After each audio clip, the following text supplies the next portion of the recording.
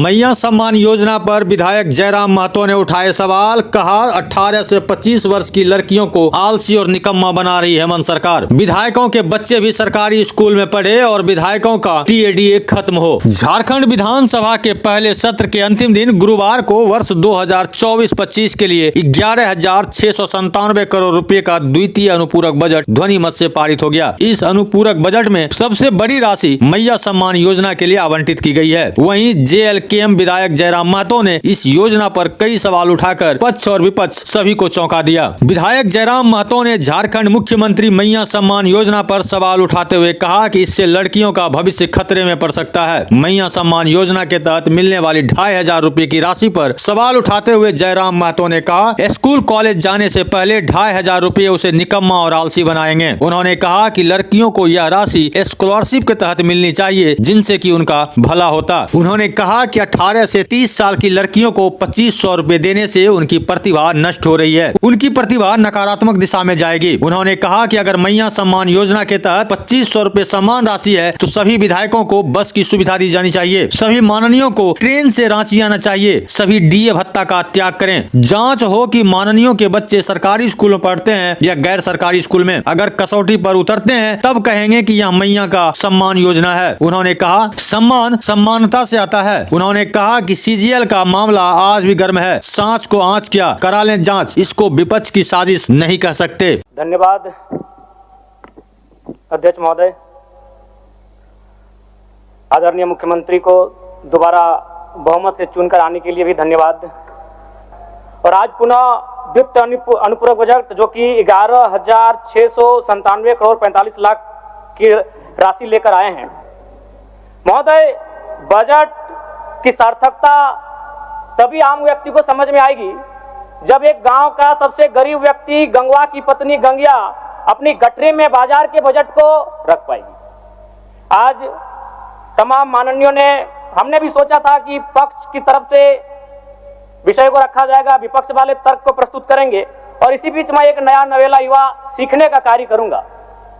लेकिन मैक्सिमम समय इन्होंने दिशाहीन मुद्दों पे रखा, तो मैं, चूंकि मैया सम्मान योजना मूल बिंदु रही, केंद्र बिंदु रही, किसी ने उसे सम्मान कहा, नारियों का सम्मान कहा, महिलाओं का सम्मान कहा। हम लोग भी महिलाओं के सम्मान के पक्षधर हैं।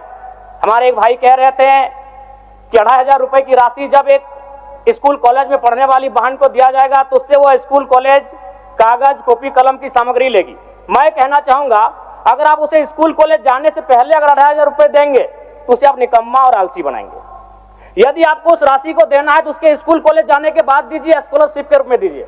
मैं आज पुनः कहूंगा, क्योंकि आप सत्ता पक्ष में हैं, आप संभवतः अपने इस विषय को बचाएंगे, आप अपना पक्ष रखेंगे कि आपने मैया सम्मान योजना एक महान कार्य किया है। लेकिन मैं फिर कहूंगा, 18 साल, 25 साल, 30 साल की लड़कियों को जो आप फ्री में 2,500 रुपए दे रहे हैं, आप उनकी प्रतिभा को हनन कर रहे हैं, आप उनकी प्रतिभा को नकारात्मक दिशा में ले जाने कार्य कर रहे हैं। महोदय, मैं इसे आप स्कॉलरशिप का रूप दीजिए।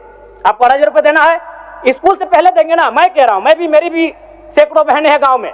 अगर आप स्कूल जाने से पहले 2,500 रुपए उनके हाथ में देंगे, उस पैसे को वह गलत कार्यों में, गलत नहीं कहेंगे, कुछ ऐसे कार्यों में खर्च करेंगी जो लुभावनी हो। स्कूल जाने के बाद, अटेंडेंस के बाद अगर आप देंगे स्कॉलरशिप के रूप में तो वो बहन स्कूल तक जाएगी। दूसरा सवाल और एक महत्वपूर्ण विषय महोदय, यदि वास्तव में मैया सम्मान की राशि 2,500 रुपए सम्मान है तो मैं चाहूंगा हम लोग एक सार्थक दिशा में बढ़िया। महोदय, आज जितने भी माननीय हैं उनको बस की सुविधा दी जाए, जितने भी माननीय हैं अपने घर से ट्रेन की सुविधा से सदन आए, जितने भी माननीय हैं वो अपना टीए भत्ता का त्याग करे, जितने भी माननीय हैं यह जांच हो कि उनके बच्चे सरकारी स्कूलों में पढ़ते हैं या गैर सरकारी स्कूलों में पढ़ते हैं, निजी स्कूलों में पढ़ते हैं, इस विषय का भी जांच हो। अगर उसमें अगर कसौटी में उतरते हैं, हम कहेंगे ये मैया सम्मान योजना है, और नहीं तो इसे केवल और केवल जिस सपने के साथ ये राज्य अलग हुआ था वो सपना कहीं ना कहीं अधूरा होगा। महोदय, 2,500 रुपया सम्मान की कसौटी नहीं होगा। सम्मान तभी होता है जब समानता से आता है, समानता है तभी सम्मान है। अगर समानता नहीं है महोदय तो किस सम्मान की आप बात करते हैं?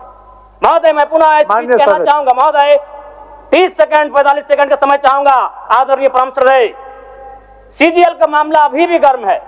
यदि सरकार को लग रहा है वो सच्चे हैं तो सांच को आंच क्या करा लीजिए जांच, सांच को आंच क्या करा लीजिए जांच। और अब कब तक बहाना दीजिएगा कि ये विपक्ष की साजिश है?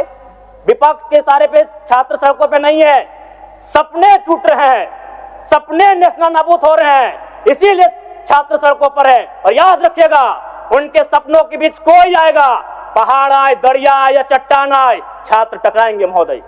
मैं फिर कहूंगा, यदि आप सच हैं तो सच को आंच क्या कराइए जांच, सीजीएल की जांच हो। मैं पुनः कहूंगा, खतियान आधारित स्थानीय नीति, विस्थापन नीति पुनः समीक्षा करते हुए लागू कैसे हो, उस दिशा में राज्य को बढ़ना चाहिए।